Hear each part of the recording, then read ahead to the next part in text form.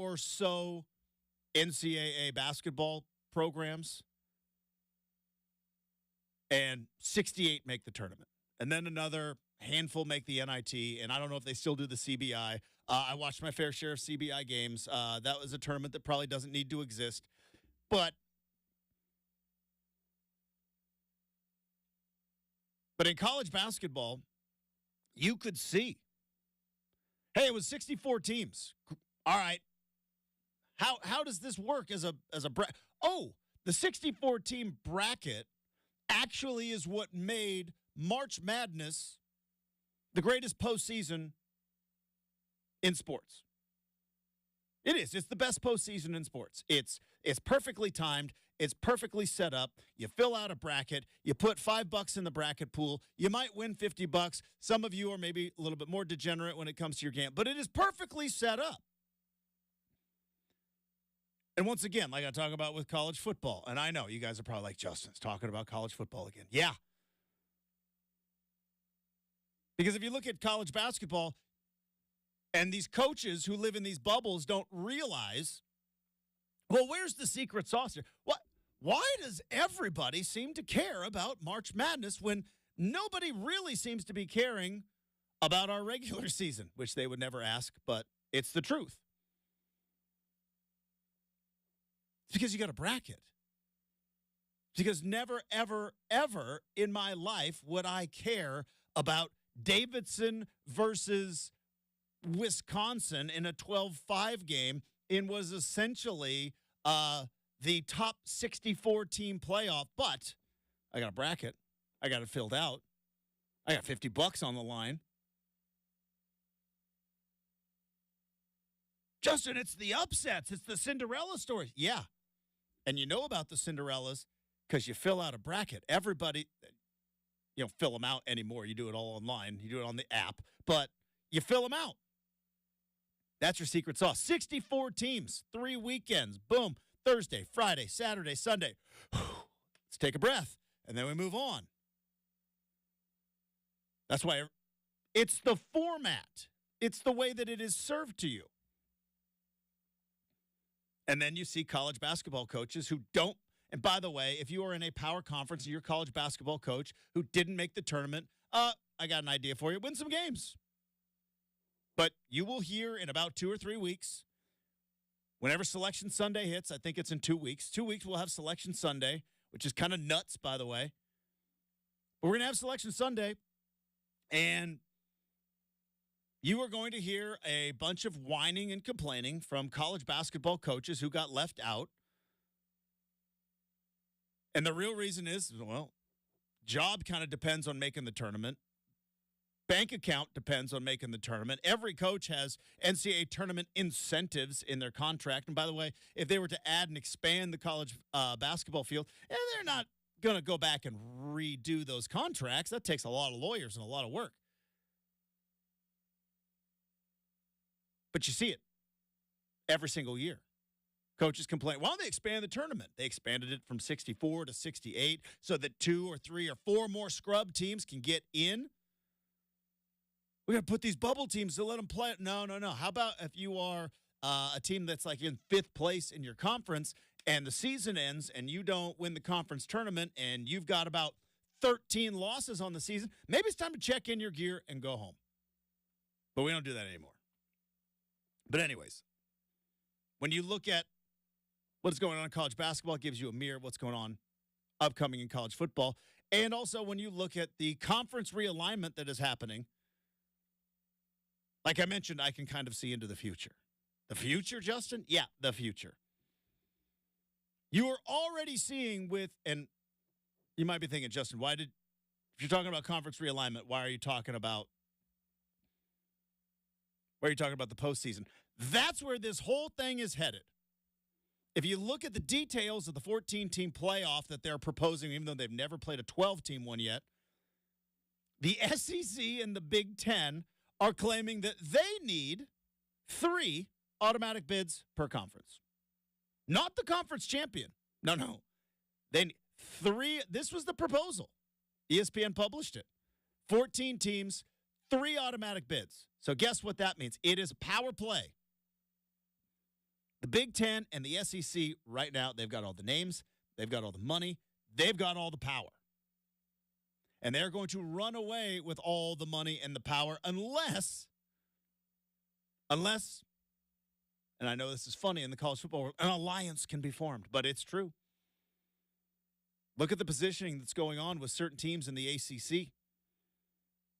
Florida State's already bummed out about finishing undefeated in the ACC. Yeah, they got bounced by the SEC in Alabama and the SEC again because Texas is heading to the SEC and two future Big Ten schools, one current Big Ten and one future Big Ten.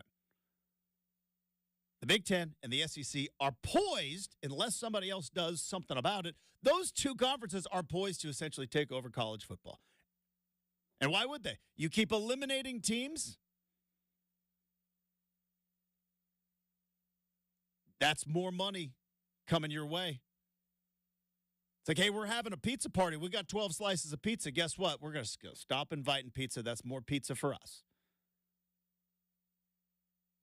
So what Teresa Gould in the Pac-12 Conference, now Pac-12 Conference with two teams, what they have to do is somehow, some way over the next 2 to 3 years, and it might be faster than that, keep your head above water.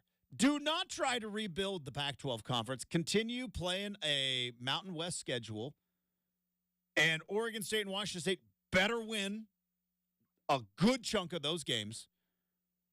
Because then what is ultimately going to happen, the Big 12 is going to look around, and the ACC is going to look around and be like, hey, if we don't do anything about this, the SEC and the Big 10 are going to take all the money.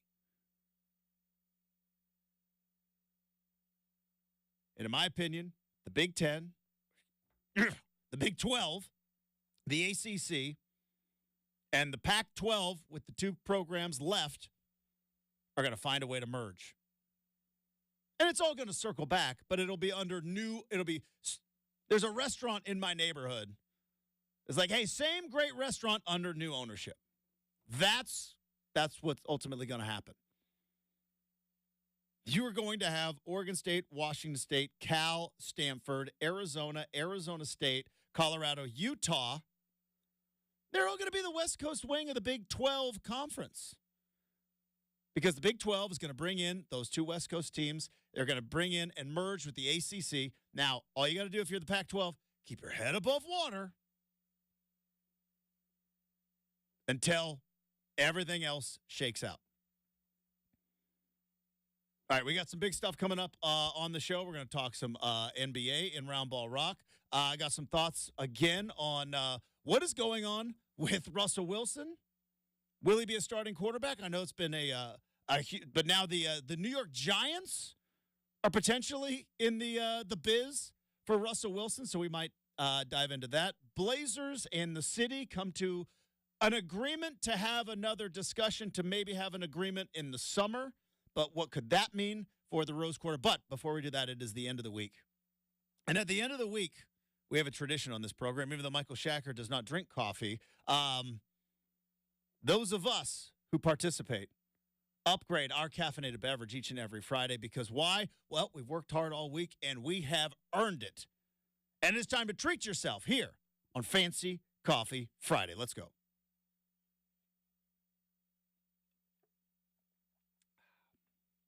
That's right. Whatever fancy coffee is to you, treat yourself, fire it up. You have earned it. You know what? If you want to go to some fancy pants, snooty, hipster coffee shop where they're going to take 9 minutes to slowly pour that hot water over those precisely ground up beans that you got from Ecuador, you know what? If that's your fancy coffee, you do. If you want to go to a gas station convenience store, get it out of the HODL that you don't even know when that coffee was made, but throw an extra couple of French vanilla creamers in there. By the way, how'd French vanilla get the monopoly on the creamers?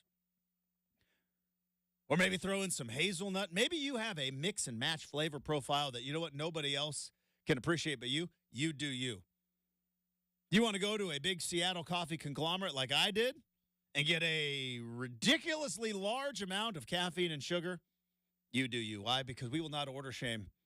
If you want whipped cream, you want caramel drizzle, you want cinnamon, Your fancy coffee is whatever you want it to be. So cheers to the hardest working audience in all of radio on a fancy coffee Friday. There it is. All right, more Rip City Mornings coming up next, 620 Rip City Radio.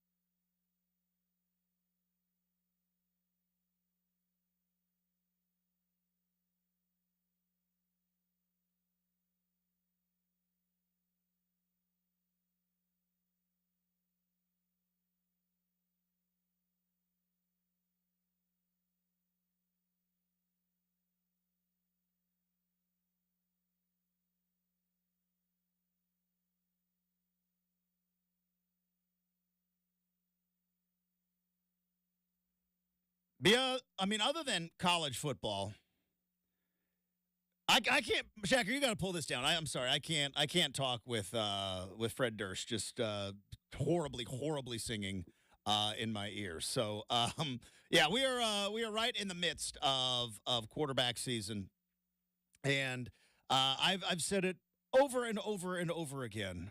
Right, if you don't have your guy, you better go find your guy. To the point where you're probably all sick of it, but I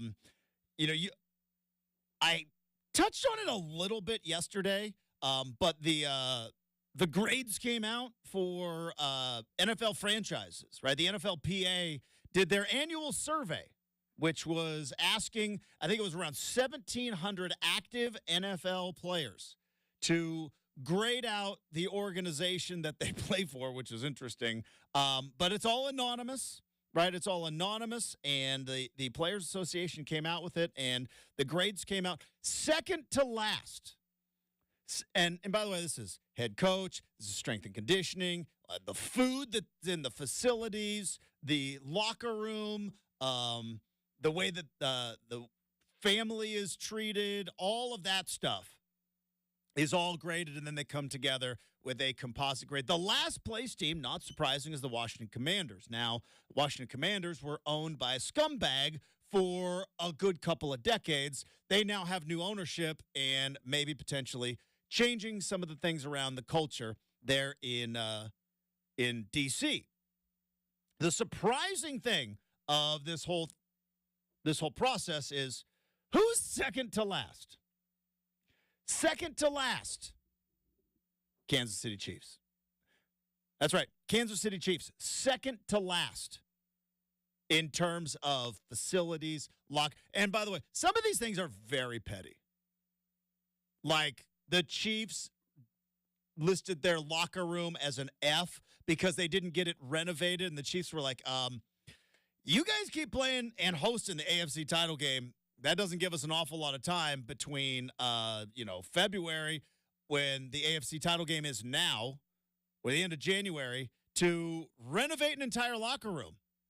By the time you guys get back for OTAs and for mini camps, because we got a draft to do, we got a whole lot of stuff going on. But things like they had a stool instead of chairs. It's like, all right, well, let's get some chairs in there. How hard is that? But the point is, you've got definitely, football-wise, the best organization in the NFL right now is the Kansas City Chiefs. Football-wise. No other team is poised and set up for a run quite like the Kansas City Chiefs, because you've got Andy Reid, you've got Patrick Mahomes, you've got Travis Kelce. You've got a defense with Chris Jones, and you have gone to 6 consecutive AFC title games. You've been to 4 Super Bowls. You've won 3 of them. There's no other team in the last 5 years, 6 years, 7 years that has anything close to that kind of resume in the NFL. And according to the NFLPA, well, nobody likes the organization. Guess what? As former Portland State head coach and also former Atlanta Falcons head coach Jerry Glanville used to say, this is the NFL, which means not for long. You get into the NFL and you don't perform, you don't take care of business, regardless of what your locker room is like, regardless of how the organization treats your family, regardless of your contract situation or how negotiations are handled. If you don't come into the NFL and perform, not for long. Get out. But it goes back to my point, which, not just my point, it's kind of everybody's point, which is if you got a quarterback, you got a shot. And if you don't got a quarterback, you don't have a shot. In the NBA, Terry Stotts talked about it all the time. It's a make-or-miss league, which may be one of the big reasons why the Blazers are having some struggles. If you can make shots, guess what? Regardless of how terrible you play defense, regardless of how you rebound, regardless of your injuries, if you have players on the basketball court that can make shots and you make them, guess what? Got a chance to win. Simple as that. And NFL, you got a quarterback, you got a chance to win. You can be the 31st graded out of 32 teams with terrible facilities. Apparently, notoriously cheap ownership with the Hunt family there in Kansas City, and you can still be a part of a dynasty. Like, where else does that work in the business world where apparently nobody likes the CEO, nobody likes the facilities, nobody likes the strength and conditioning coach, nobody likes the nutritionist, yet somehow, some way, the Kansas City Chiefs, with all of that culture, right? They talk about culture all the time. What about the culture? Turns out the culture, Kansas City, maybe not the best, but they keep winning Super Bowls. How is that possible? That's because you got Patrick Mahomes. Simple as that. You got Patrick Mahomes. You got a quarterback. You got a shot. If you don't have one, well, you best be looking for one. NFL hasn't always been that way. There's been plenty of teams that have been able to make Super Bowl runs with game managers, as we talk about all the time. But when you got a guy like Patrick Mahomes, or you got a guy like Josh Allen, or you got a guy like Lamar Jackson, you got a shot. Which makes, again, the Russell Wilson thing so fascinating. Because if you have read between the lines a little bit at what's been going on at the NFL Combine with Sean Payton, it's pretty clear Russell Wilson's not going back to Denver. They benched him last year. He came out and kind of called them out on a podcast, said, yeah, they wanted to restructure my injury clause. They then benched me. The breakup's happening. It just has to wait until the new league year and where players can officially be released. But Russell Wilson is going to get released. The Broncos are going to be paying a lot of his salary, and he is going to be available on the free agent market as a quarterback for cheap. For cheap. I can't think of a time where a quarterback has been available on the free agent market, seemingly still in his physical prime. Who knows about mentally where Russell Wilson is, but seemingly still in his physical prime, that you could get for pennies on the dollar. And now a new team has been linked to Russell Wilson. So I saw, obviously, a lot of Pittsburgh Steelers stuff. Pittsburgh Steelers have now come out and give Kenny Pickett the vote of confidence. I have mentioned it multiple times. I don't think Russell Wilson fits in Pittsburgh. I don't. What's ironic is there is one market in the NFL where Russell Wilson fits, because sometimes when you're Patrick Mahomes, you are transcendent. Certain quarterbacks are just, they're transcendent. Their talent will fit anywhere. But the beautiful thing about the NFL, as we kind of learned again with this NFLPA report card, right? Fitting into the vibe of the city, the culture of the city, the fan base,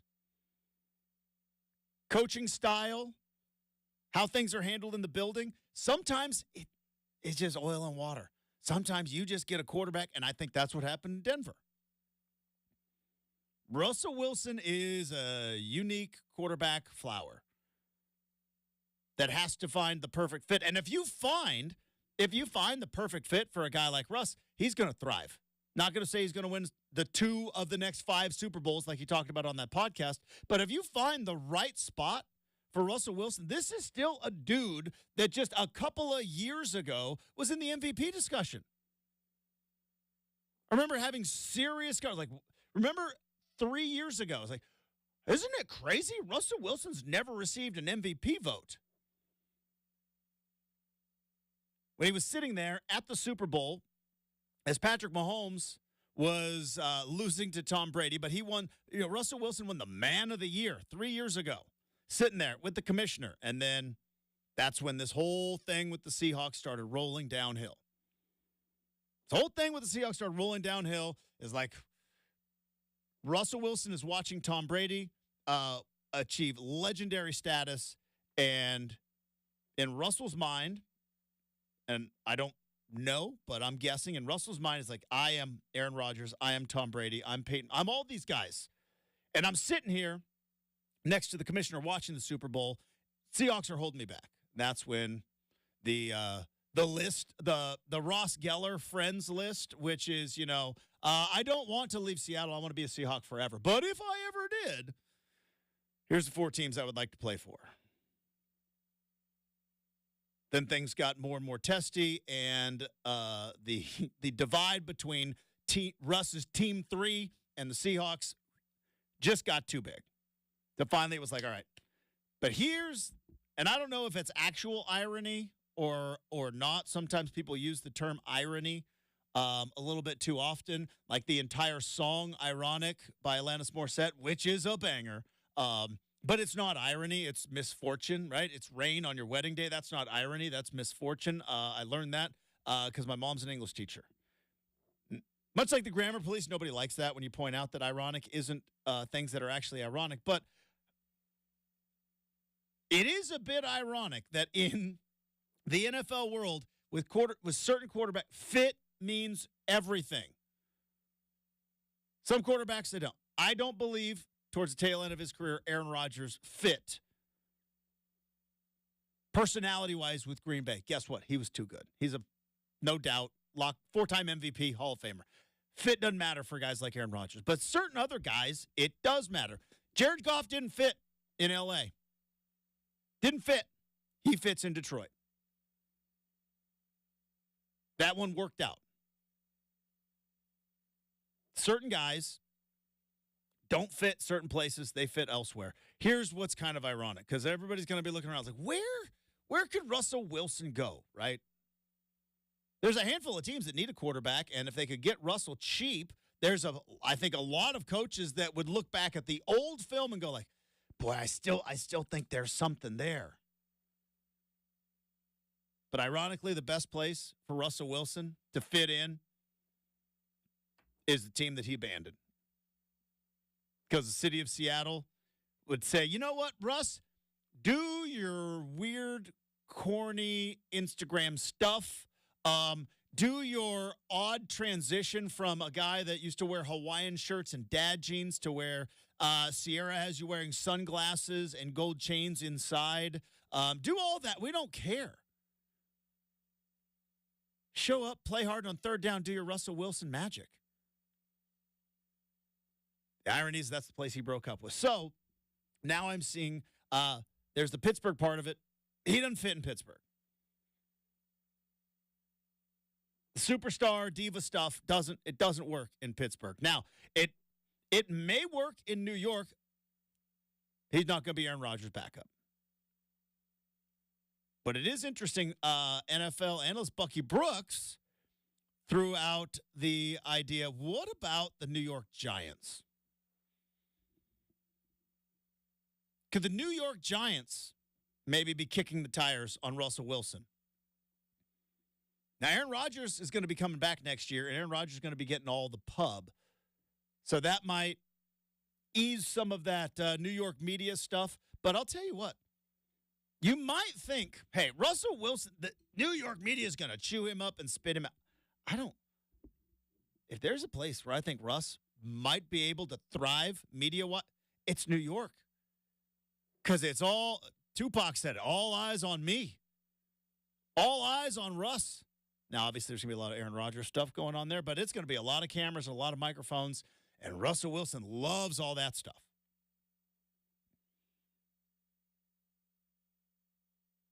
And the New York Giants financially are linked to Daniel Jones. I think he's going to be heading into year 2 of a 4-year, $120 million contract. They're financially linked to Daniel Jones. But like I said, if you could get a $40 million-esque quarterback in Russell Wilson for the league minimum because the Denver Broncos are still on the hook to pay him, I think you kick the tires on that guy. I think he fits with the New York Giants far more than he fits with the Pittsburgh Steelers. So you got the Giants that could potentially be in the mix. I still think the Atlanta Falcons are going to be a potential spot because I don't think Desmond Ritter is the guy. Now, we don't know 2 years in, but bringing in a guy like Russell Wilson to create some competition, see, that's where I think Russ thrives. You go back to when he was at his best in Seattle. He came in. He was a third-round pick. They had just signed Matt Flynn. You're going to be a backup. And he's like, yeah, no. The good Lord put me on this earth to play quarterback and to start. I will be the starter. Competed, won the job. 2 years later, wins the Super Bowl, another Super Bowl appearance, and then it's off and running. I threw out my crazy theory yesterday that maybe the Bears just draft Caleb Williams and just see what they got, right? Maybe if you're the Giants, you're just like, hey, let's just go get Russell Wilson. We get him on the cheap for at least the next 2 years. And here's the other thing that I believe teams are going to figure out. Now, maybe I'm oversimplifying it, and that's par for the course with me. But you always hear about, well, but money-wise, financially, hey, Kansas City Chiefs found their quarterback. They're going to pay their quarterback. You figure everything else after the fact.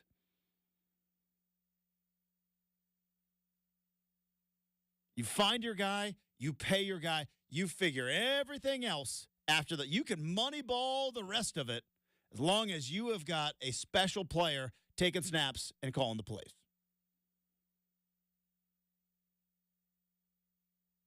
So it wouldn't surprise me if the New York Giants are like, all right, Danny Dimes, you're set to make. Well, you thought Jimmy G was an expensive backup. Just wait until this happens. And then you bring in Russell Wilson at the league minimum. You compete it out in training camp. Danny Dimes wins the job. Then you trade Russ somewhere else, or you release him and let him walk at minimal financial implication.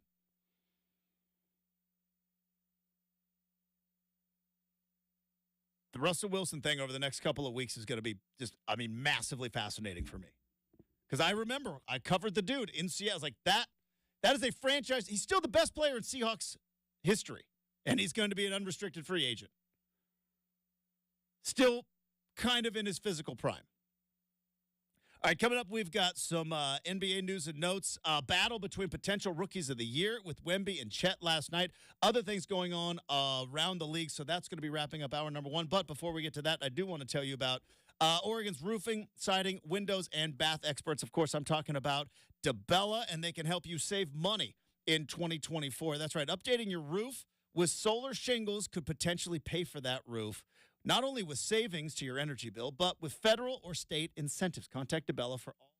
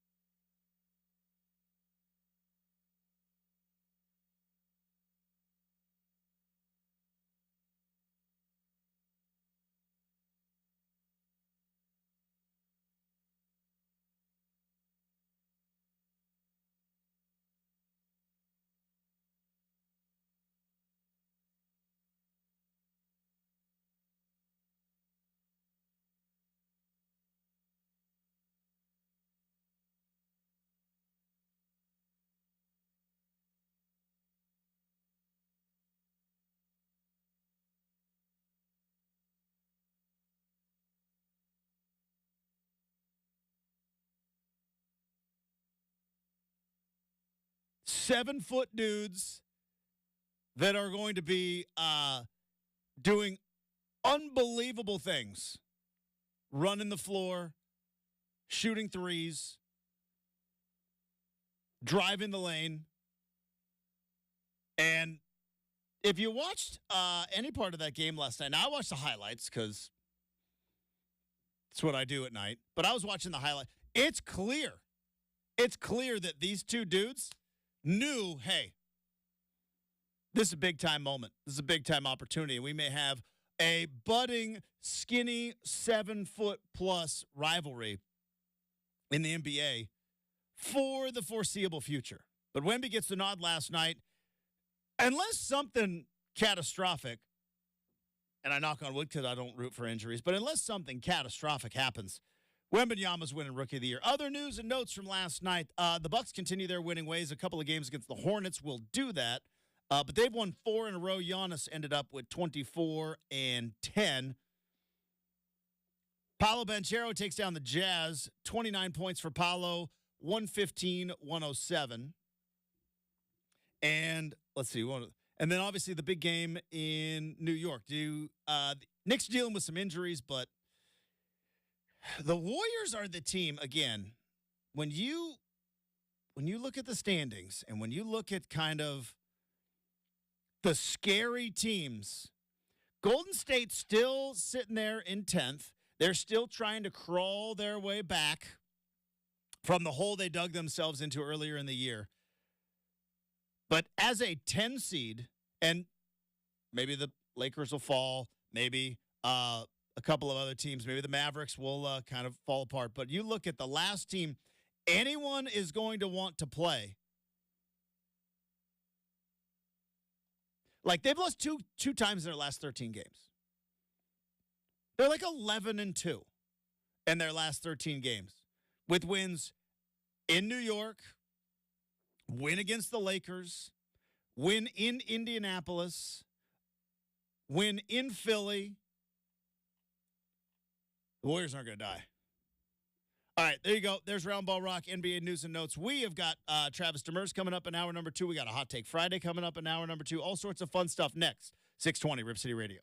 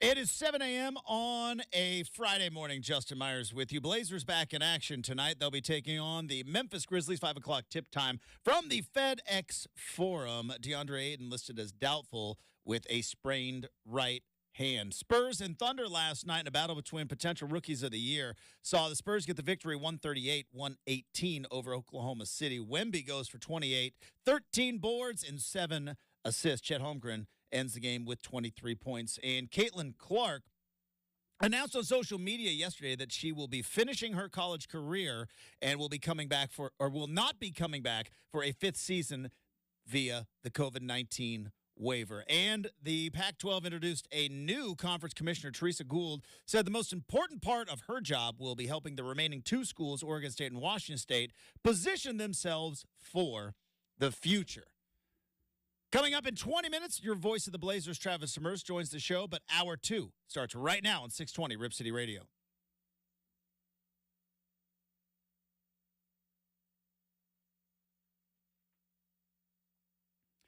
All right, welcome back to Rip City Mornings. I am your host, Justin Myers. Travis Demers, as I just mentioned in the update, is going to be joining us in 20 minutes. He is, I think he's in a hotel room in Memphis, getting ready for the Blazers and the Grizzlies. They'll be tipping off at 5 o'clock tonight.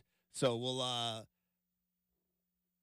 talk to Travis Demers about life on the road, stretch run of the season. Most important thing for the Blazers to get done the rest of the season. Because, you've got an awkward, weird situation. And obviously, Travis or anybody else who works for the Blazers, they're not going to say the T word that rhymes with mank. But it is, I think it is a fair question to ask Blazer fans right now. Like, what is the most important thing for the rest of the season for the Blazers? And can you have multiple things? Can you accomplish multiple things? Because I think it comes down to 2.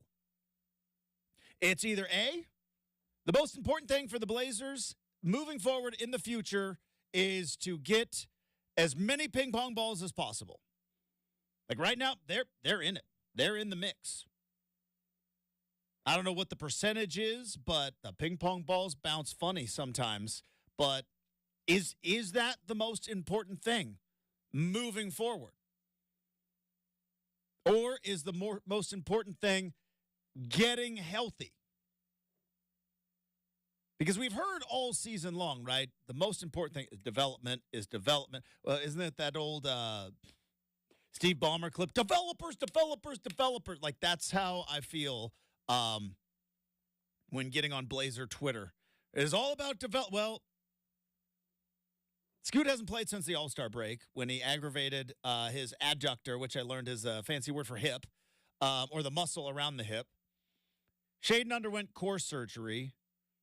And quite frankly, other than DeAndre Ayton, which I did see something weird on Twitter yesterday, which is like NBA rumors swirling that the Blazers could be moving on from DeAndre Ayton. The Blazers are not going to be moving on from DeAndre Ayton.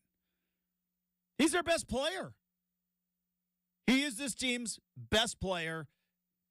There were times this season where Anthony Simons looked like he was the Blazers' best player, but in terms of the Blazers now, the Blazers in the near future, DeAndre Ayton is the only entity that the Blazers have that could potentially be an all-star right now.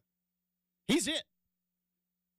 Scoot's a rookie. Shaedon's in his second year. Both have been dealing with injuries. Now, Shaedon played a good chunk of the end of last year.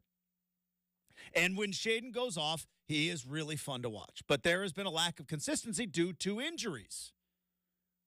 The same thing in year number 1 with Scoot Henderson, right? We don't know. But based on what I have seen, the only player on this team that is anywhere close to sniff, I did this sniff on purpose, to sniff in an all-star roster is DeAndre Ayton. And I'm not saying it is close. I'm not saying, oh, he's right there. He's close. No, I'm just saying that's a guy who has played center in the NBA Finals. Didn't work out so well. Didn't end well. Breakup was tough. But it's a guy capable of going for 25 and 12 every single night as a center. So I thought it was really interesting to see. And again, I don't know if it's algorithm. I don't know if it's an actual thing that is swirling around NBA rumors. Who knows, right? Between the bots, between the those mime accounts that essentially take things and between that and the algorithm that just keeps popping up, going like, oh, this. And you're like, boy, this seems like it's a very big deal. But it popped up. I was like, the Blazers are not moving on from DeAndre Ayton. Scoot and DeAndre are the future of this organization by hook or by crook or come hell or high water. Whatever else you want to like, it is. DeAndre Ayton's got the most talent of anybody on this team. I love Anthony Simons. Anthony Simons and Scoot Henderson ways do not go together. They don't. Talked about it yesterday with Fentress. That's the tough conversation that the Blazers are going to have moving into the offseason, which is rapidly approaching, right? We are not that far off. What? We're like 5 weeks away? 5 weeks away from exit interviews? What's the future of this team? Because if the future is trying to run out a starting lineup in 2024/2025 with Ant and Scoot and Shaedon in your backcourt, we're back to where we were. I very much remember one time I got lost in the woods. I'm not going to tell you the circumstances as to why I was in the woods, and it may be one of the reasons why I don't go to the woods very often. But there was a circumstance where I got lost in the woods. And I thought I was walking one direction. Walked for a couple of hours. But as it turns out, I think like science, and I could be making this up, but I think like science is like you, because if you're right-handed or left-handed, you favor one side of your body, and then your brain like starts telling you that you can't keep walking straight. And then ultimately you just walk around in a big old circle if you don't have a compass and a map and don't know where you're going. And that seems to be where the Blazers are headed. In the NBA forest, without a compass, without a map. Now, maybe they got a compass and maybe they got a map, but they're keeping it very secret. But without a compass and without a map, and like they are very dangerously looking around going like, hey, Scoot, Ant, Shaedon in the backcourt? Boy, that looks a lot like Dame, CJ, and, well, insert whatever small guard you want to insert there at the 3. How did we get back here? But the future of the Blazers is DeAndre Ayton. Like I said, for better or for worse. I'm not saying that it's going to work. I'm saying you have to let it play out. He's your most talented player. He's the only one on the roster currently that is playing at a size that is appropriate for his position.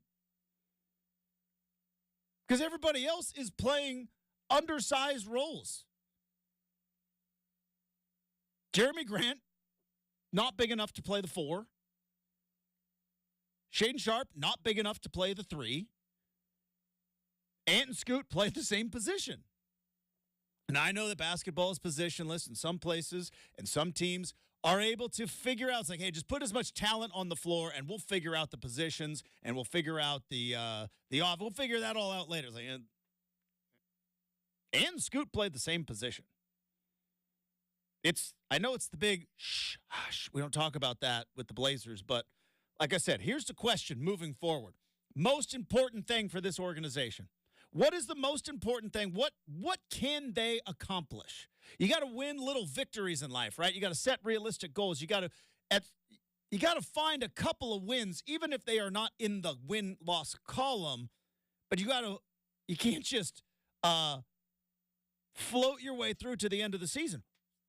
What's the most important thing? Is it getting Scoot healthy and then getting him out there and getting as much NBA minutes as you can for a guy who you have to give a chance to be the face of this organization? Don't want to, have to. And again, I hope everybody understands when I start talking about how Scoot was brought in to replace Dame, which he was, he didn't ask for that. This is on the organization, and this is on the GM. Has to make it work. Scoot didn't go through the scouting process and through the NBA evaluation process and through the all those individual workouts. They didn't go through the draft process and said, you know what I think should happen? I think the Blazers should draft me and trade Dame. He never said that. He didn't do that. But that's the position he's in. Because we all know the reality. That if the Blazers didn't draft Scoot Henderson and drafted somebody else, and I don't know who they would have drafted at that spot because Brandon Miller was already gone. It is interesting, like, obviously Wemby was the prize. It's like, boy, Andrew Miller, loved it. Brandon Miller, excuse me. Brandon Miller, love to have that. Well, you didn't have the number 2 pick. You had the number 3 pick. And the Hornets took Brandon Miller. And a lot of people were like, what are the Hornets doing? Are they scared to draft Scoot because LaMelo Ball is there? Are they afraid of, I know we talked about how Chet and Wemby are kind of 1 and 2 in the rookie. And Brandon Miller's having a pretty good season for a rookie. Looks like he was made to walk in and play NBA basketball.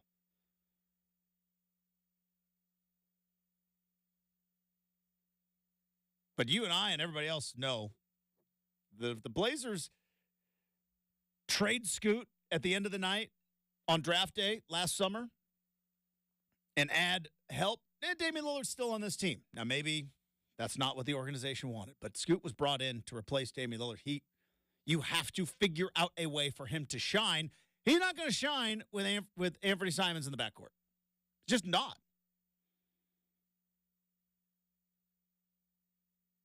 So looking ahead, what's the most important thing for the Blazers?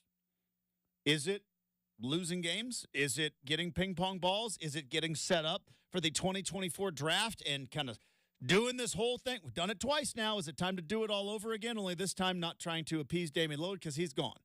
Is that the most important thing? Is it making sure that certain players, DeAndre Ayton being one of them, Shaedon Sharpe being another, Scoot Henderson being another, those 3 guys that have to be a part of your core team next year, that they get 100% ready to go, healthy. And now DeAndre Ayton, it's a wrist, it's a sprain.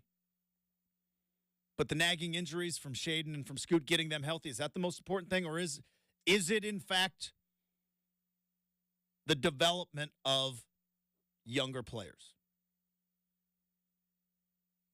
Because you're out of the playoff race. You're dealing with multiple injuries, and you've got some very, very hard discussions that you are going to have moving forward, putting this roster together and building this team if you, in fact, want to get back to being a contender. Because, again, I asked it a couple of weeks ago, and more fans are going to start asking these questions the further and further along we go, which is, when Dame and CJ and Terry Stotts and Nurk were all here, it was a bit frustrating that they were good, not great, that they would win 50-some games and be a 6 seed and then go into the postseason and, other than one run in 2019, just simply not have the guns to be able to compete. But better than this, right? That's the thing this organization cannot get to, is if more and more fans start thinking, boy, was it so bad back then? Did we need to pull the plug? Did we need to make all those drastic moves? Or was it fine just winning a handful of games, scoring a bunch of points, shooting a lot of threes, being competitive in the regular season, that night in and night out when you flipped on the game, whether or not it was on Channel 1200 or not, when you flipped on the game, that you could watch some competitive basketball, or heck, if you paid for a ticket that was more than $4 to get you into Moda Center. Yeah, we're going to go to the playoffs and you're going to get smoked by the Nuggets and by the Warriors and by the Pelicans. But It's better than being irrelevant, which is where they are now.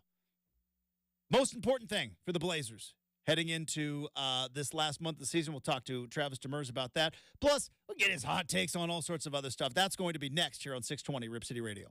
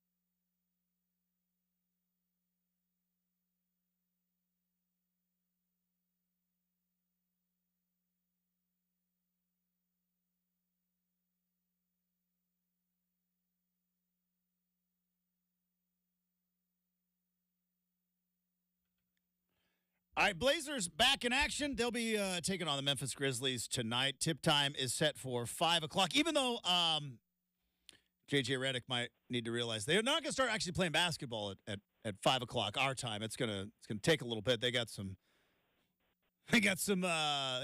introductions and stuff to do pregame. But the man who will be on the call is a friend of the program. He hosted this particular program for a bit of time. And then he decided, I don't want to wake up early ever again, but he's waking up early for us today. His name is Travis Demers. Welcome to the show, Trav. How are we doing? How's Memphis?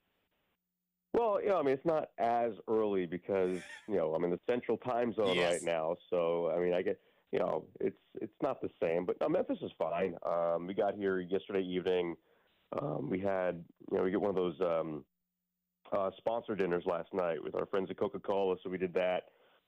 And then here we are ready for game day. So yeah, the Coca-Cola corporate dinner last night. What are the beverages like? Does the Coke taste better? Do they got the good stuff? Because, they talk about, I've never been to Dublin, but they say, a Guinness in Dublin. That's the real deal. Is it like Coca-Cola, from the Coca-Cola people? Is it like the McDonald's Coke, which is the best?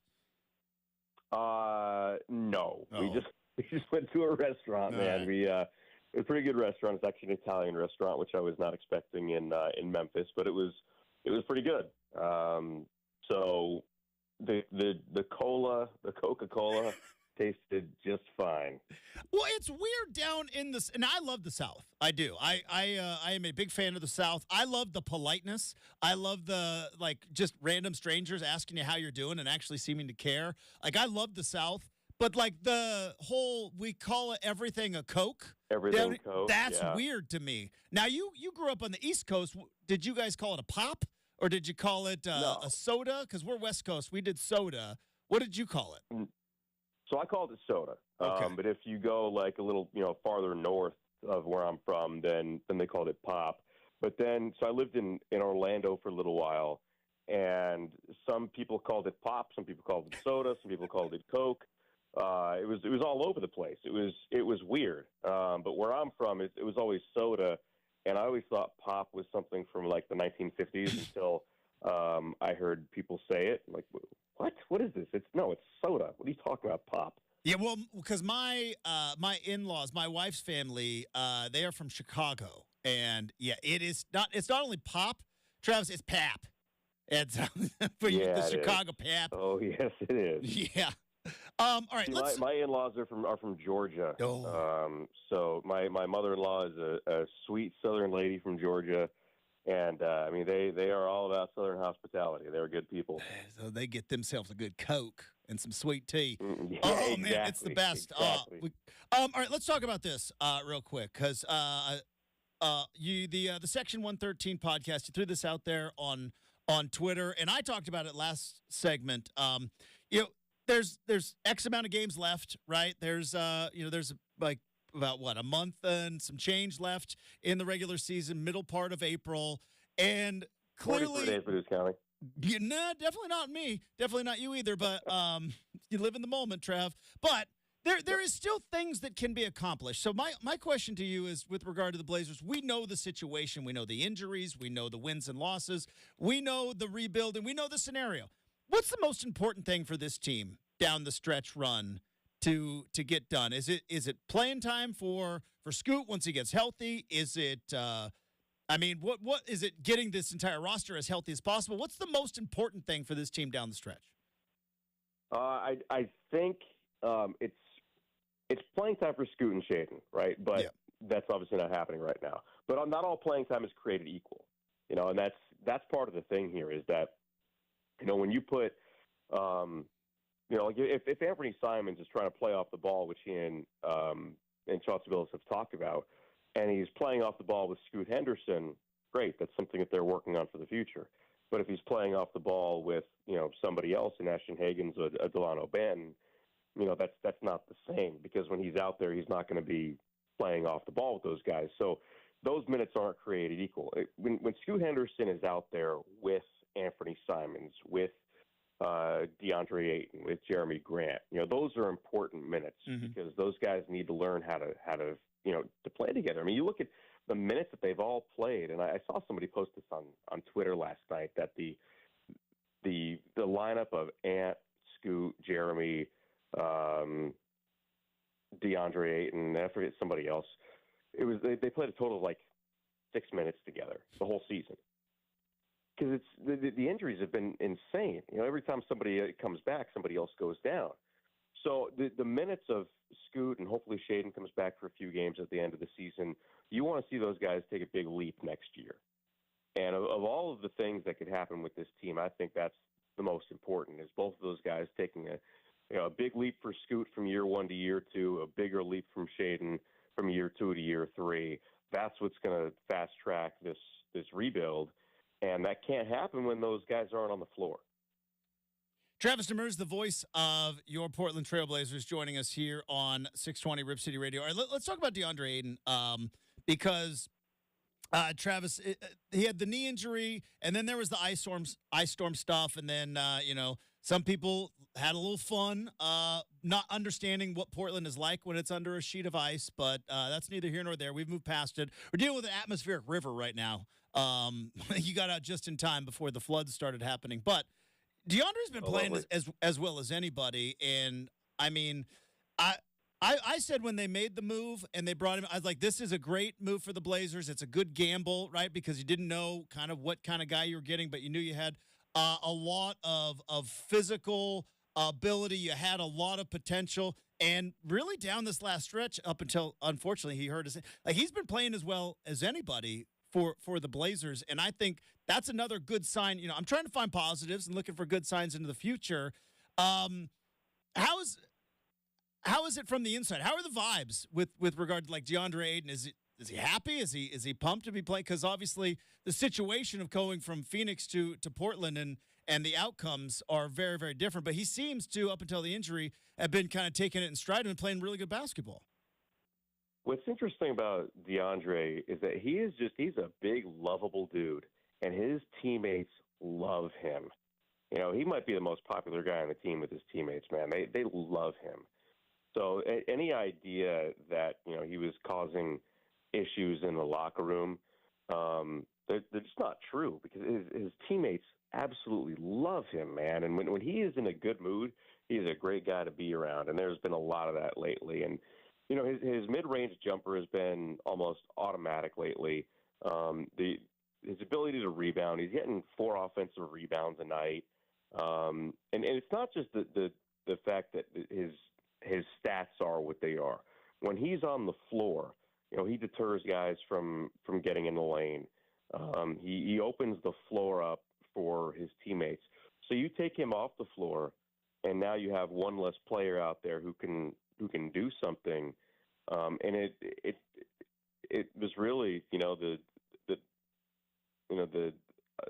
straw that broke the camel's back the other night when he comes out, because now you're down to really just Anthony Simons and Jeremy Grant in terms of guys who can make plays like that. And I'm not trying to take away from the role players, but now they're asked to do more than what their skill sets are. And for some of the young guys, you're starting Duop Reith, Toumani Camara, and Chris Murray in the second half. It's 3 rookies against the Miami Heat, and it's really hard to win that way. So it's all of those things for DeAndre Ayton, and he has been so good lately. I'm with you. I liked the trade. You hope that a new scenario for him would kind of spark a fire. And it took a while, but it took a while for everybody, and for this team to have as many injuries as they have, and the continuity and all that stuff, they've just never been able to get in any kind of flow this year. And to me, that's the most frustrating thing.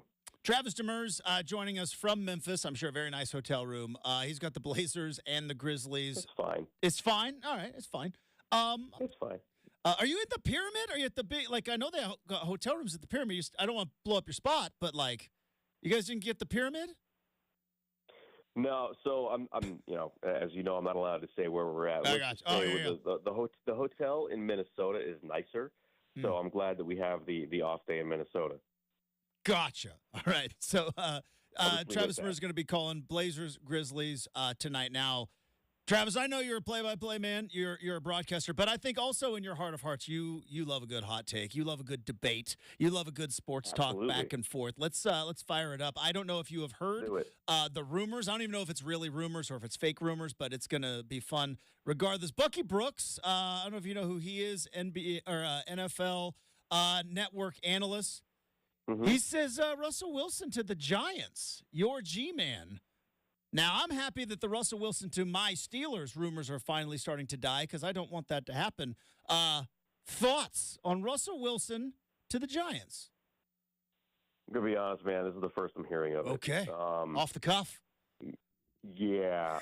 Look, nothing's worse than Daniel Jones, okay? They had one decent little year with Daniel Jones, and last year he regressed back to being Daniel Jones. It's not entirely his fault, though. The offensive line is terrible. So, yeah, let's just throw Russell Wilson in the twilight of his career in a situation where he's got to run for his life. That makes total sense. And really, like, I don't think any quarterback is going to have a lot of success there until they fix that offensive line. But what are you giving up for Russell Wilson, right? Like, at this point, what would they give up for him? What are we talking? Well, I think the whole thing is that the Broncos are going to have to release him. Sean Payton has come out and said, we got to. They're essentially moving on to a new quarterback, and the Broncos are going to have to release him, but they're going to be on the hook for like a good 2 years of his salary. So you could actually pick him up as a free agent pretty cheap. All right, if that's the case, that's not that bad. They can kick the tires. He hasn't been, good the last couple of years, right? The 2 years in Denver, the year in Seattle, he hasn't been great. But is it an upgrade over Daniel Jones? Honestly, at this point, I'm not so sure about that, which is kind of an indictment on both of them. But why not? I mean, it can't hurt at this point. If they were trying to win, right, if they thought that this year was a year where the quarterback made the difference, I would think they were very high if they were going to try and get Russell Wilson, but they're not. So at this point, it's like, why not? See what works.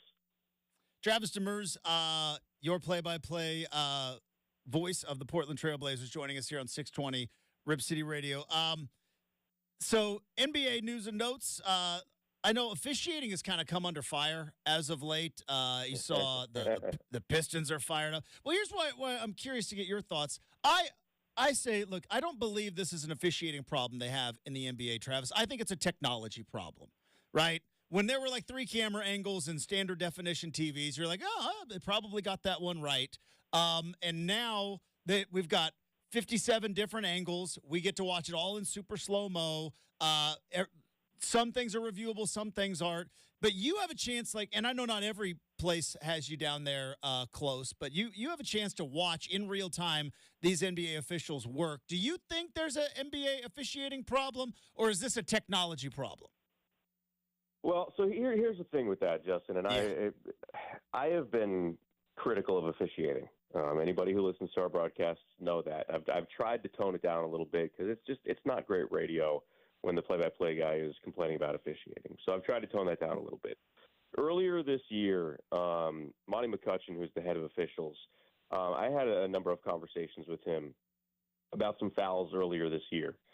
And we went over some plays where, he would send me screenshots and he would talk me through of, why this was called this way, why that was called that way. And I think it's a couple of things, because I think that, the general fan does not understand what is a foul and what is not a foul. Mm-hmm. And I think it extends beyond that. I think most people in the media don't know what is actually a foul. And I'll be honest, there are some things, some nuances to rules that I really was not aware of until I sat down with Monty McCutcheon and went over those things. So I think a lot of the things that people look at and say, yeah, that's not a foul, they actually are. And the calls are right more often than they're not. And I don't like admitting that, but it's the truth. Now, there are some plays like the Jalen Brunson foul at the end of the Houston game, or the one you're talking about in Detroit the other night with Dante DiVincenzo, where they missed the call, they blew the call. Sometimes they're not going to get those right, and it happens. And yes, it is a technology problem. The issue that I have is the consistency of things, and it's not a consistency from crew to crew because, it's humans out there. They're going to get things wrong. They're going to make mistakes, and they're going to be different.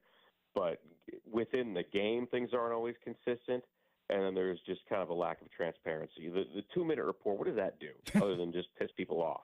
I mean, that's the 2-minute reports, it needs to go away. There's no need for it. You're absolutely. I mean, that's like, it's a smaller scale, but it's like, when the NCAA, like, oh, you vacate 3 games. It's like, okay, great. They're gone. Vacated. They didn't exist. Great. Good punishment there. But speaking of the NCAA. Yeah, I remember Michigan going to the national championship game. I remember that happening. Yeah. Well, I said, I remember 2005 USC, but apparently it didn't happen. I mean, I guess not. I was there at Autzen. I watched it, but apparently, Travis, that game did not happen. If you look at the right, but like kind of like the NCAA, I've always said this: the problem the NCAA had for years and years and years was they made their guidelines and their rules just ridiculously complex, unnecessarily complex, because they would have a guideline and then somebody would find a loophole and they would fix the loophole. And I wonder, like, is that because you talked about the nuances in officiating? I don't know how you come back from this. But I think the NBA has gotten to that point where it's like, what is a gather step? What is, like foul out on the perimeter is very different than a foul underneath. Are they driving to the basket? A rip through? Is that a shot? Like, so many different nuances. I wonder, like, have they made it almost just too complex for the average doofus like me to comprehend, and therefore we just come down on officials?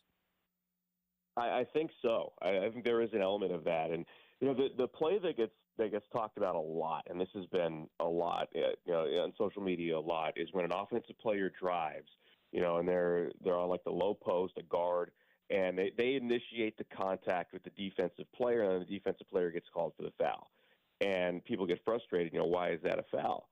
Well, it's really difficult for a defensive player to get in legal guarding position. So if the offensive player makes contact with like the shoulder of the defensive player, well, that defensive player is not in legal guarding position. It is a foul by the letter of the law. So, like, those plays that really frustrate people, those are called the right way, and that's how the rule is written. And some of those things, like the difference between a take foul and a clear path foul, and little things like that, when you're in the arena and you're watching it and you don't get an explanation because the referees aren't going to the table to explain little details of things, you're wondering what the hell is going on. And I think there is an element of that. Travis Demers is going to be on the call tonight. I'm sure, I don't know if you saw it probably on your Twitter feed, but it looks like the city of Portland, the Blazers, it's a bridge agreement, which I saw. I don't know if you saw. I saw a bridge agreement. I'm like, oh, sweet, they're going to build a bridge. We'll be able to walk across I-5. No, it's just a technical term in terms of bridging the gap between the lease. But it looks like there may be, Travis, some potential development around the Moda Center and the Rose Quarter, maybe because you know me, I'm a big fan of any kind of bars, but especially sports bars. But like, how about we brainstorm? I was thinking about this. What do you think about like Sip City as like maybe a name, and then because we got Dr. Jack's, we need the Travis Demers craft cocktail, aka the Sip City winner. We got to get that going. I love it, man. I love it. That's awesome. Got to make sure there's a little bourbon in there. You get a little bourbon in there, like maybe like a juiced up old fashioned, maybe, and there's just with like the Sip City winner. I like that. That's amazing. I just throw $1 million ideas out for free, and Yeah, I'm disappointed that I didn't come up with that, but I'm also not creative enough to come up with that. That's brilliant, man. I like that. All right, there we go. We're gonna make it happen. I mean. Because you know how development goes, especially in this town. Obviously, things are going to move very, very fast, and we're going to definitely get that whole thing dialed up sooner rather than later. My kids will be old enough to drink it by the time that it's available. There we go, both of them. Yes. Hey, Trav, thanks so much for your time. Enjoy the call tonight. Safe travels on the rest of the road trip, and we'll look forward to talking again soon, bud.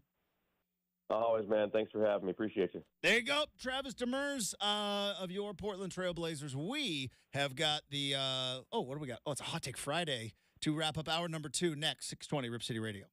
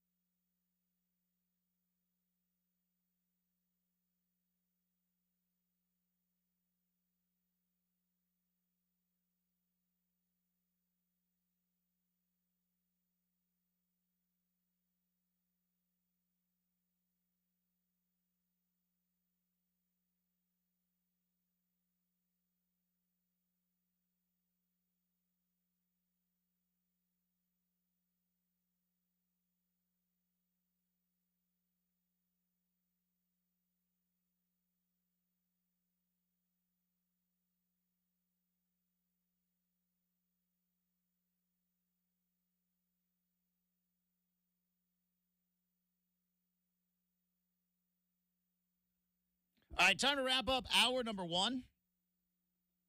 Not only is it a feel-good Friday, not only is it a fancy coffee Friday, but you know what? It's also a hot take Friday. What does that even mean? Well, there's a lot of people like to look down their nose. They like to get up on their high horse. They like to get up in their ivory tower and judge hot takes. It's just a bunch of hot takes. It's just that hot take culture. Well, you know what? We embrace hot takes around here. This business, this industry was built around hot takes. Hot takes are supposed to be fun. They're not supposed to be taken serious. So we save some of our spiciest takes for the end of the week, especially here in the winter. I mean, it's still winter, right? It's not even close to spring yet because it's freezing cold outside and the rain hasn't stopped. So let's warm it up with a little Hot Take Friday.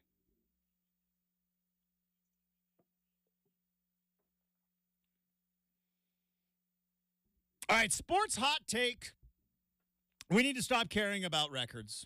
We do. We need to stop caring about records. Let's keep the stats for history's sake.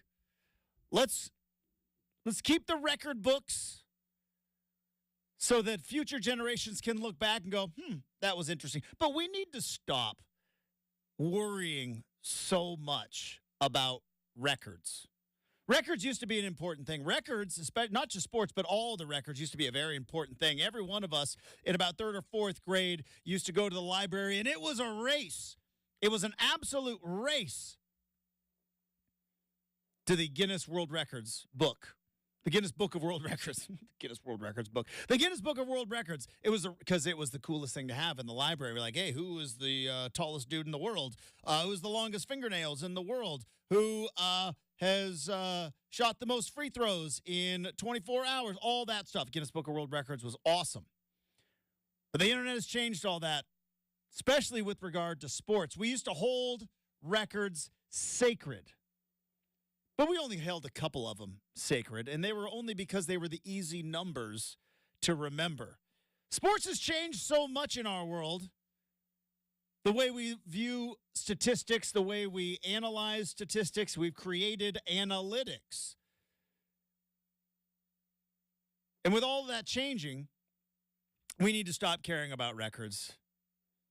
Case in point, Caitlin Clark is about to score more points playing college basketball than any player in the history of the game of basketball.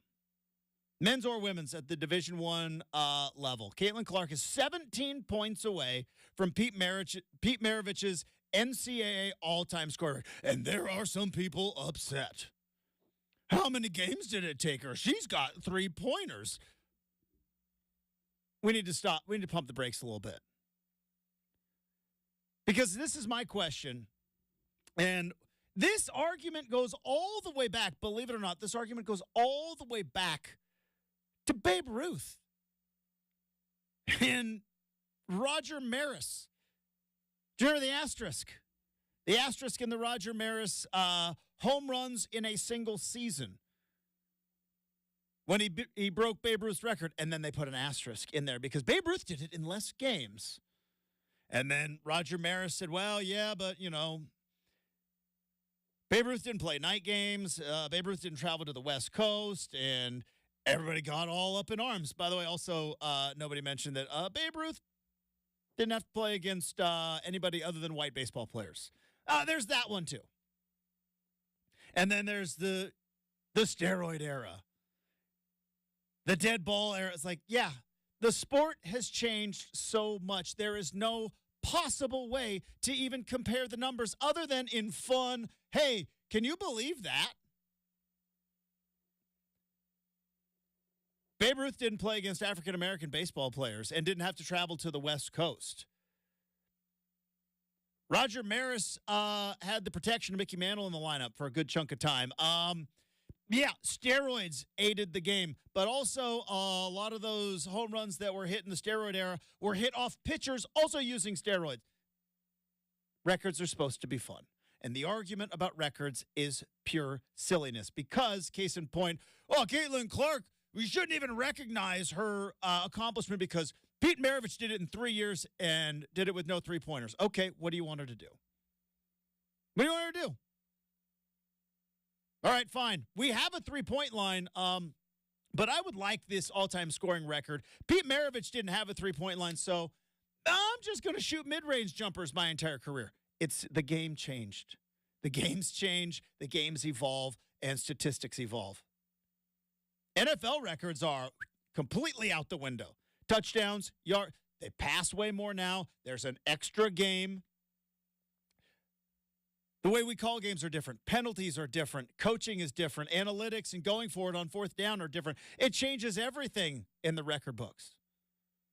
We are never going to stop with the Michael Jordan versus LeBron James debate, and I can understand why. It's kind of fun sometimes. But there's never, ever going to be a way to compare the two. They play in two completely different eras, just like you're never going to be able to compare Michael Jordan to Bill Russell or to Wilt Chamberlain, because they played in completely different eras. Records are meant to be broken. Records and debates are meant to be fun. As a matter of fact, the Guinness Book of World Records was created to stop bar fights. Yeah, that's right. So many people back in Ireland were getting all hopped up on Guinness, and they would start arguing about all sorts of things, and then they would become a Donnybrook. They would get to fisticuffs. So Guinness said, how about we put this Book of World Records, we'll throw this in the bars, and we'll give these hopped up Irishmen something else to debate and discuss, so maybe they won't punch each other in the face. So let's stop punching each other in the face on Twitter, and let's just appreciate records, because it is silly to debate. We should keep them, but at this particular point, are we really going to debate as to whether, who's the greatest scorer in college basketball? The person who scored the most points. And so what if it's a girl who played 4 years and shoots three-pointers? But Pete Maravich did it in 3 years. Nobody asked him to. Could have stayed for a fourth year. Could have stuck around. What about the people that did it how about the people that scored the most amount of points in 1 year? One and done? No. Think about that. Did Pete Maravich maybe even cheat by going for 2 extra years? Hot take. Let's stop with the records debate. All right. We got a whole third hour coming up. Bill Orm from the Oregonian is going to join us. We got the RCM mailbag. More coming up next, 620 Rip City Radio.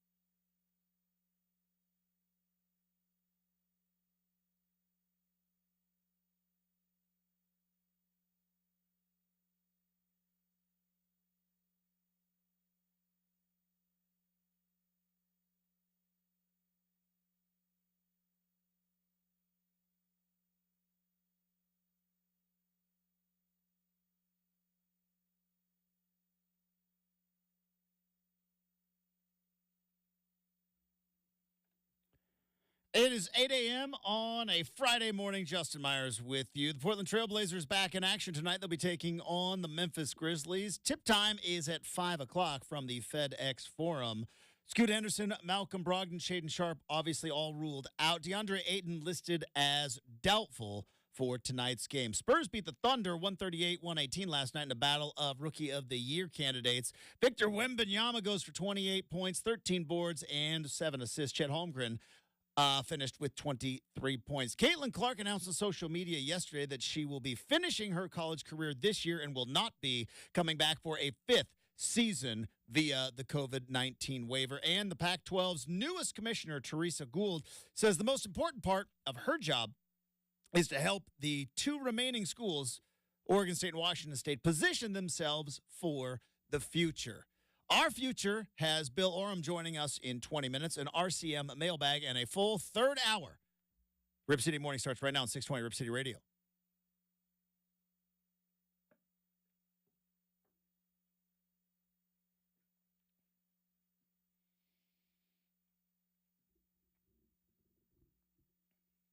All right, welcome back to Rip City Mornings. Happy Friday, everybody. Happy Fancy Coffee Friday. Hopefully you are enjoying and celebrating in our fun little end of the week tradition with your own version of a fancy coffee. As I mentioned in the update, we're going to be talking to Bill Oram coming up in about 20 minutes. Curious his thoughts on the Blazers and more of a big picture thing, because it very much feels like the organization is in a bit of a rut. Not just from an on-court perspective. We know they're in the middle of a rebuild. We know that this team is dealing with injuries, and we know that this team is in search of the next face of the organization, right? We talk about it all the time with regard to the NBA. Like, LeBron has been the face of the NBA for the last 20 years. There's been some sprinklings of Steph Curry in there as well. Obviously, Steph had a bit of a run where you could say, yeah, probably about 4 years of that 20 of LeBron, Steph had it. And even the beginning of LeBron's run, Kobe Bryant was still probably the face of the NBA. Like, when you go to average Joe Sports or Jane sports fan and you say NBA, who's the player you think of?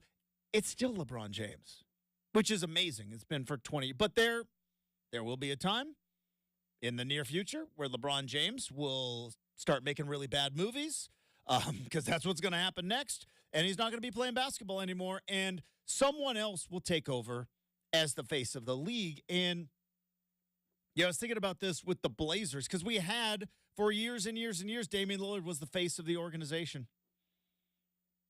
And before that, it was Brandon Roy. And then before Brandon Roy, it was some tough times. Tough times were nicknamed by maybe not the nicest nickname ever for a team that rhymes with Trailblazers. But then obviously before that you had Clyde Drexler. I mean, you look at the life of this franchise. You had Bill Walton and a little bit of a lull. Then you had Clyde Drexler. Then you had a little bit of a lull. Then you had the Jailblazers. Then you had Brandon Roy. LaMarcus sprinkled in there as well. Then Damian Lillard took over. And now you have an organization, the Blazers, that does not have a star. Do they have a budding star in Scoot Henderson or DeAndre Ayton or Shaedon Sharpe? We don't know. Because that was the thing. And again, it's not exactly apples to oranges, but like I think I mentioned this yesterday. It's like Granny Smith's to Fuji's, right? It's two apples, but they're very, very different in terms of flavor profile and texture and everything else, right? You could tell from the moment Damian Lillard came onto this roster and came into this organization, I go, something special about that one. There's a special thing there with Damian Lillard. And even when LaMarcus Aldridge up and left, which was not fun, you got a sense like, you're going to be okay. Got Damian Lillard. Dame was Rookie of the Year. Unafraid. X Factor. Things you, like, they call them immeasurables right? Right now in the NFL, the combine's going on. Nothing but measurables. That's all it is. It's nothing but measurables. How fast are you? How big are you? How much do you weigh? How much can you jump? How fast can you run around cones in spandex, right? It's nothing but measurables. But we all know the difference between a bust, a jag, just a guy, and a superstar is the immeasurables. It's the mindset. It's the wiring. Those are the things that you cannot evaluate at a combine. Those are the things that sometimes you can't even evaluate in an interview. You have to put somebody in a certain situation and see how they react. And you go, oh boy. So when you look at the Blazers right now on the court, who's the face of this organization?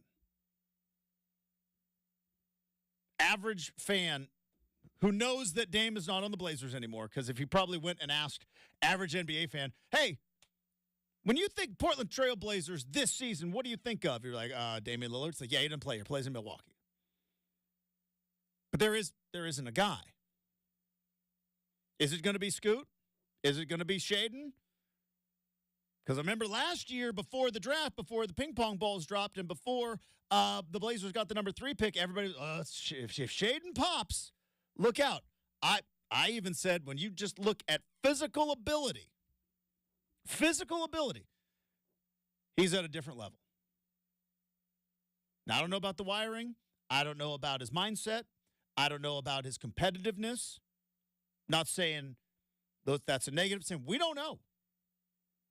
Shaden's never been put in a competitive situation where the games actually matter, because the Blazers haven't played an actual game that actually matters in 3 years. They just haven't. Tanking, rebuilding. But before the ping pong balls came across last year and the Blazers actually got a shot to draft in that top 3, Shaden was the guy, remember? Boy, if Shaden Sharp pops, I like that could be the future right there. And then now it's Scoot. And so you got the on-court product that is kind of searching for a bit of an identity. Then there's all the other stuff, which kind of what I want to talk to Bill Oram about here in, probably about 12 minutes. But Blazers they didn't actually make a deal with the city. The city approved, let me get it correct. I'm gonna use the words correct. The Portland City Council, this was on Wednesday, they adopted a resolution for the city to pursue a bridge agreement. So they didn't approve a bridge agreement. They adopted a resolution to pursue it. You wonder why it takes so long to get anything done. Now, I've never got in the game. Sit outside and give my thoughts. And we don't do politics on this show. But when you hear the first sentence of our good friend Aaron Fentress's article from a couple of days ago, you wonder, like, how on earth do we get anything done? It's like, we know a bridge agreement has to be made. They want a 5-year plan to create a long-term plan so that on Wednesday they voted to adopt a resolution to pursue a bridge agreement, which would then give a 5-year buffer to pursue a long-term lease. How on earth does anything ever get done? But hopefully this means the Blazers are moving in the right direction, because I've said it for a long, long time. Look, I am your target audience. I go on the weekends. I go to concerts. I am out and about in the city. I go to my fair share of restaurants and sports bars on cheat night. Like, I'm your target audience. The fact that there is no entertainment district around the Moda Center is one of the biggest misses that this city has, and whether that is on the Blazers or whether that is on the city or whether that is a combination of both or whether that's on us, the citizens of Portland, it's a huge void. The idea that if you want to go to any kind of event, whether it's a Blazer game, whether it's a concert, whether it's a bull riding PBR night, whether it's a monster truck rally, whatever. The fact that there is no entertainment district, or the fact that there isn't a vibrant entertainment district that is thriving without an event. Because, by the way, that happens in other cities. You don't have to always have an event going on. But from both the product on the court to the Moda Center as a building to the surrounding areas around the Moda Center, and I understand, look, there's a big old interstate that runs right by there. The fact that there is not a convenient walkway, there's a lot of stuff. And again, there's nothing I like doing better. It's spending billionaires' money and just throwing out all sorts of stuff. But hopefully we'll try to be positive, try to be optimistic that between the city council, between the current ownership, and how long is that going to be,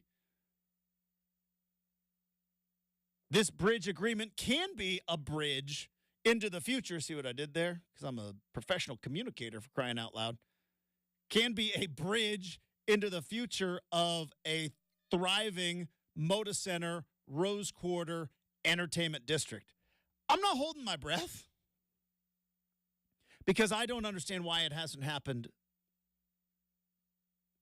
in the entire. Like, I remember being a kid when they built the Rose Garden. I remember hearing about how state of the art the Rose Garden was because I watched games at Memorial. I was there in that old building.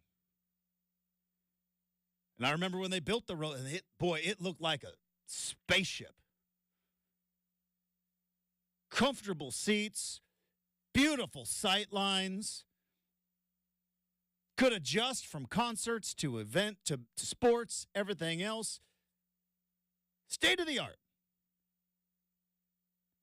And I know that there were times when there was stuff around it, but for the most part, that part of the city's been underwhelming. I think that's maybe the proper way to put it. It's been underwhelming. So maybe this is a springboard. I don't know. But I get the feeling right now that between the organization as a basketball entity with a rebuild going on right now, with tickets going for $1 on secondary markets. What was it? Somebody did the math, right? If the Blazers against the Heat scored 100 points, or even a future game where you get you might actually go to a Blazer game, pay $1 on a secondary market. It's about $3.50 with fees. But with all of that, if the Blazers get 100 points, you could actually make money because of the free chicken McNuggets. But you got to get them on the app, though.